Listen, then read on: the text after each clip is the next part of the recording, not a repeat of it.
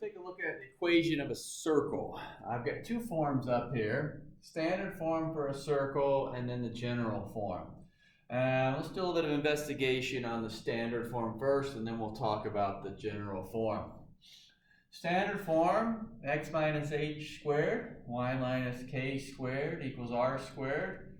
And we're going to see this h and k guy come back again in some other shapes that we work with. The center is hk. Radius is r. So if I just get a couple of generic ones up here, if I said find center and radius, it's something like this. Let's go x minus 3 squared plus y plus 2 squared equals 16. So when I look at something like this, the center would be 3, negative 2. 3, negative 2. So it's always minus in the general form. So it's going to be that opposite sign. So there's the h value is 3. The k value is negative 2. Think of if it's general form's minus, or standard form's minus, it would be y minus a negative 2. There's where I'm getting that negative 2 from, that opposite sign. So I have a center of 3, negative 2, and in this case, radius is 4. Radius is 4. All right, so this was r squared. Square root of 16 is 4. Another one here. Let's go with x plus 1 squared plus y squared is 17. So my center, the h value, there's that plus, so it's going to be negative 1, that opposite sign. So center is negative 1. There's no k value. I don't see a plus or minus anything in there, so that's going to be a 0. Negative 1, 0. And a radius of root 17. Okay. Now again, we use decimals or something like that, but just getting that generic form there. Well, this, let's go with 2x minus 4 squared plus 2y minus 1 squared equals, and we'll go 30. Like that. Now this is not quite in that standard form. It looks pretty close. Not quite in the standard form. The problem is these 2's are in front. So the standard form, this coefficient's 1 there, not a 2. So what I want to do to get it in standard form is divide everything by 2. And I would end up with x minus 4 squared, y minus 1 squared equals 15. Now it's in that standard form where I can look at it and tell what my center and radius are. And my center this time would be 4, 1, since they're both minuses there, 4, 1. And my radius would be that root 15, square root 15. If it's in standard form, and it's got me right where I want it, I can see the h and k value. Square root's going to give me the radius. This is in standard form number 2. We've got a 0 here, so it looks a little bit different. This one's not standard form because of the coefficients, so I'll divide those off. And then I now have the standard form where I can see the center values h and k. I know I could see them right here before, but now that radius is root 15. Because 2 change that 30 to a 15. Now I'm going to put one up here in a general form. Now what we're still going to focus on is finding the center and radius. Okay? The general form looks definitely a lot more complicated. Okay? So still find center and radius. We'll say this is number 4. So we're going to go x squared plus y squared minus 4x plus 8y minus 2 is 0. Right. So the general form, the a, b, and c are just constants. I've seen it with A, B's, and C's. I've seen it with lowercase a, B's, and C's. I've seen them use D, E, and F. They're just variables representing a constant, okay? Our focus is we've got the square plus the square, the linear, the constant, and 0. There's that general form that it's referring to. Okay? Well, for me to get the center and radius, I need standard form. So I need to be able to convert this from this general form to standard, and then I can see what the center and radius are. So the first thing I'm going to do is reorder it. I'm going to make it x squared minus 4x, then plus y squared plus 8y. So I'm getting my x's together, my y's together, and I'm going to move the 2 to the other side. Now what I'm setting myself up for, notice I need these parentheses squared. I need this binomial squared to figure out that h and k. I'm going to get that by using our old process of completing the square. So right here is where we're going to complete the square. And we're going to do it for the x's and the y's. So completing the square. X squared minus 4x plus. So the way we completed the square, we looked at the linear term. Leading coefficient had to be a 1. Hey, we've got that. Linear term, half of 4 is 2. Then we square it's 4. Add it to both sides. All right, so once again, leading coefficient's 1. Half of 4 is 2. We take half. Then we square it. Square 2, we get 4. And we add that 4 to both sides. So this is the balance we had, adding to both sides. Then we look at the y's, and we're going to complete the square with the y's. Plus y squared plus 8y. So again, that leading coefficient's 1. Completing the square is we take half, square it, add to both sides. So half of 8 is 4. Squared is 16.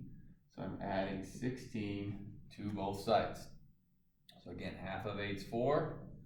Square 4, you get 16, added 16 to maintain the balance. So notice I'm adding 4 and 16 to the right, but I did add 4 and 16 to the left. I still balanced my equation. Now my factoring. X squared minus 4x plus 4 would factor to x minus 2 squared. Usually on the factoring piece, I say, just try to remember what you squared. Remember we squared a 2? There it is. There's the minus. Plus y plus, we squared a 4. Y plus 4 squared. Then over here, if we add that up, we get 22. Okay. Now I'm in that standard form. Since I'm in the standard form, I can look at it, tell what my center and radius are. Center would be 2, negative 4, and radius, root 22. So it makes us kind of go back and use some old stuff that we've done. It's been a little while since we did completing the square. Okay? But I can get that piece in, and that gets me into that standard form. Let's look at another one here similar to that. Let's go, number 5. Let's say x squared plus y squared. And let's go minus 10x. And we'll say minus 2x plus 5 equals 0. So what I want to do first is that reorder. Oh, now I made a mistake there. That should be a minus 2y. There we go. X squared plus y squared minus 10x minus 2y plus 5 is 0. So I want to reorder it. My x's together. X squared plus 10x plus y squared minus 2y. So I got the x's, y's lined up. And I'm going to send that 5 to the other side, so it's kind of out of my way. Now completing the square process comes in. So I've got x squared plus 10x. All right. Half of 10. Whoa. Catch me there. I made a mistake. That's minus 10x. 2 mistakes today. Look at that. All right. Had a minus there. It's still a minus. I apologize for that. So I had a minus 10x, minus 10x, minus 10x. Didn't mean to put that plus there. So half of 10 is 5. 5 squared is 25. So I am adding 25 to both sides. Plus y squared minus 2y. Okay, half of 2 is 1. 1 squared is 1. Adding 1 to both sides. Then we factor. X minus 5 squared. Remember the 5 was what I was squaring. My minus. Plus y minus 1 squared. And on the other side, that would be a 21. Now it's in standard form. I can look at it and see what my center is. Center is 5, 1, and my radius is root 21 for that piece. All right, so we want to get them lined up. You know, watch your signs. As you see, I make mistakes just like everyone else does. I made a mistake here.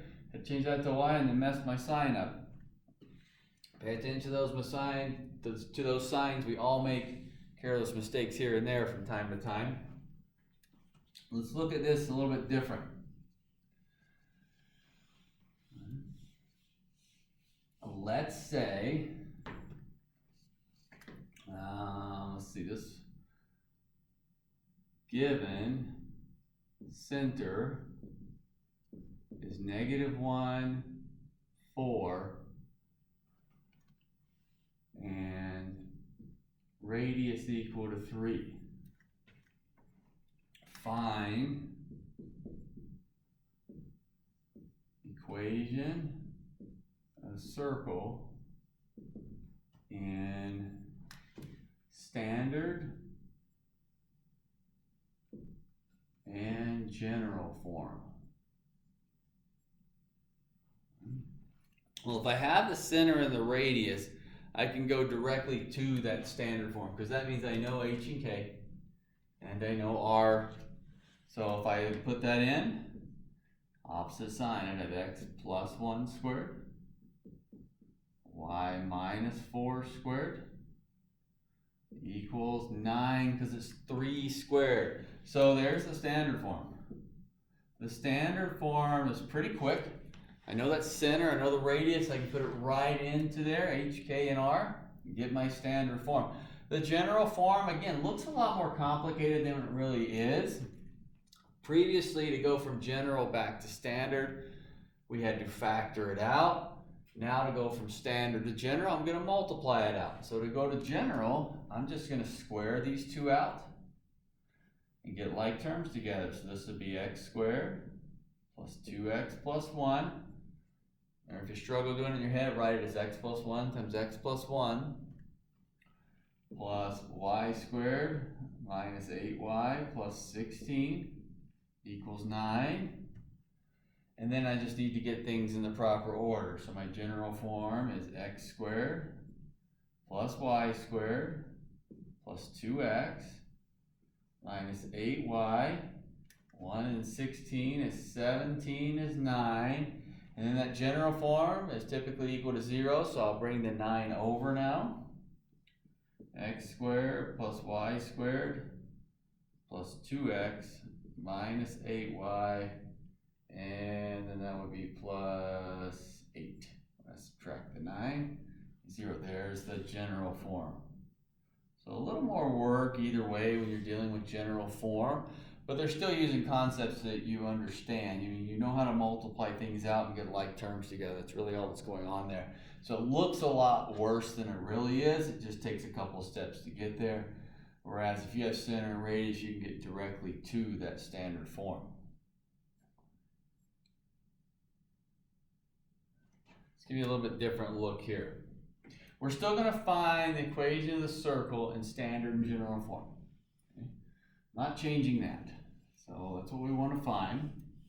This time I'm going to say that your given center is, let's go 2, 4. And we're saying that it passes through, I'll say it passes through -1, -1. All right, so my center of my circle is at 2, 4, up there in the first quadrant. So think something like this. You know, center's about right here. And it's going to go through -1, 1. So it's looking something like this. This big circle going around. That center there, and it's going to go through that point right there. Okay.